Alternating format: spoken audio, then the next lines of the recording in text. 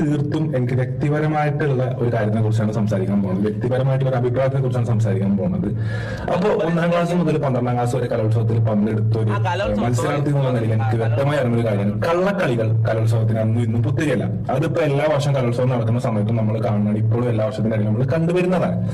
പക്ഷെങ്കിൽ ഞാൻ 10 വർഷത്തോളം പഠിച്ച് ഏഷ്യയിലെ ഏറ്റവും വലിയ സബ് ജില്ലയായ ഞാൻ 10 വർഷത്തോളം പെർഫോം ചെയ്ത എന്നെ ഞാനാക്കി മറ്റൊരു സബ് ജില്ലയിൽ ഞാൻ ഒരുപാട് റെസ്പെക്ട് ചെയ്യണ, ഒരുപാട് എന്നെ പഠിപ്പിച്ച ടീച്ചേഴ്സ്, ഞാൻ വളരെയധികം ബഹുമാനിക്കുന്ന ടീച്ചേഴ്സും സ്റ്റുഡൻസും സ്റ്റാഫും ഉള്ള ഒരു സബ്ജക്റ്റിൽ ഞാൻ എക്സ്പെക്ട് ചെയ്യാത്തൊരു സംഭവം ഇന്ന് സംഭവിച്ചു. അപ്പൊ അതിന് കുറച്ച് അനേകം ആൾക്കാർ, അതിന് ഒരുപാട് അവാർഡിന് അർഹരായിരിക്കുന്ന ആൾക്കാരുണ്ട്. അപ്പൊ അവരെ കുറിച്ചാണ് ഞാൻ സംസാരിക്കാൻ പോകുന്നത്, അവർ ചെയ്ത കാര്യങ്ങളെ കുറിച്ചാണ് സംസാരിക്കുന്നത്.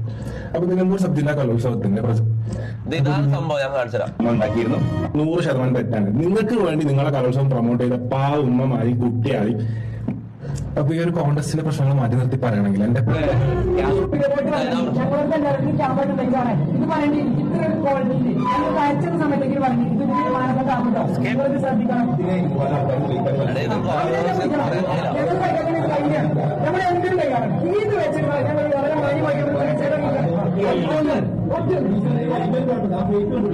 അതായത് ഞാൻ സ്കിപ്പ് ചെയ്യാം, ഞാൻ ബേസിക്കലി സംഭവം പറഞ്ഞത്, അതായത് അനാൻസിന്റെ നാട്ടിലുള്ള കലോത്സവത്തില് ശരിക്കും നന്നായിട്ട് കളിച്ച പിള്ളേർക്ക് സമ്മാനം കൊടുക്കാണ്ട് കള്ളക്കളി കളിച്ച ഏതോ ടീമിന് സമ്മാനം കൊടുത്ത. ഇനി അനാൻസാന്റെ കൂടെയുള്ള എത്തുമ്പോൾ ചൂടാവുന്ന വീഡിയോ ആണ് ഇപ്പൊ കണ്ടത്. ഓക്കെ, ഇതൊന്നും ഒരു കോൺട്രവേഴ്സി എന്ന് പറയാൻ പറ്റില്ല. പക്ഷെ അവര് അനാൻസാനെ ചോദിച്ചു നോക്കുമ്പോ അത് വലിയൊരു കാര്യമായിട്ട്, കാരണം അനാൻസ് ഒരു കാര്യത്തിനും പ്രതികരിക്കോ ഒരു സൗണ്ട് പോലും കൂട്ടാത്തൊരു മനുഷ്യനാണ്. അവൻ ഇന്നത്തെ കാര്യത്തിൽ പ്രതികരിച്ചുകൊണ്ട് അതൊരു